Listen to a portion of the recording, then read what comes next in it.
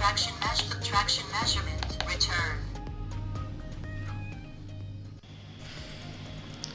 So, halimbawa, susukatin natin to. Ito lang, dito lang muna tayo magsusukat sa malapit. Itong dalawa kung ano yung pinaka sukat dito. Didikit mo lang na ganyan sa wall na to. Tapos pipigil mo to.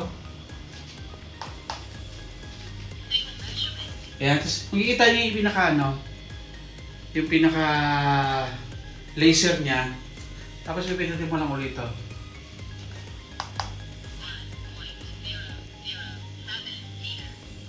O, diba? So, ang galing niya. Nasa 1 metro siya. Ngayon na gagamit tayo ng metro, titingnan natin kung accurate nga ba to. Okay? Gamit tayo metro. Ito, tutok natin dyan. Tutok mo rito. Ayan o. Nasa 100. Ayan. So, 100. So, accurate siya. Diba? So, para sa akin, okay ito. Tsaka meron pa siya isang purpose. Ang pinaka-purpose niya, kung makikita nyo ito, yung pinaka-bar level. Ayan o, may bar level siya.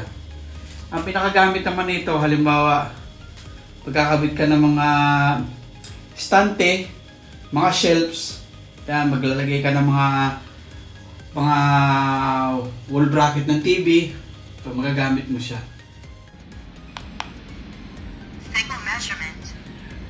So, kung magsusukat tayo halimbawa ng per square meter, ipindutin lang natin to. Area measurement. Yan, area measurement. Okay? Halimbawa, kukuha natin na buong square meter nitong room na to. Pindutin nyo lang siya. Ito. Sa wall. Nandito. Pupunta doon.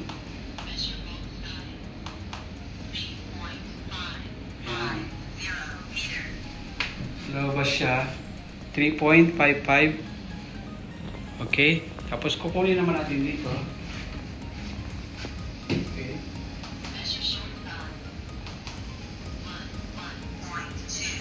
So, ayan. Ito yung pinakaunang sukat natin papunta ron. Yan, 3.55. Ganon. Tapos ito 3.164.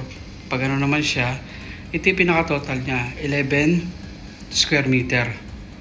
Diba? Napaka-accurate niya.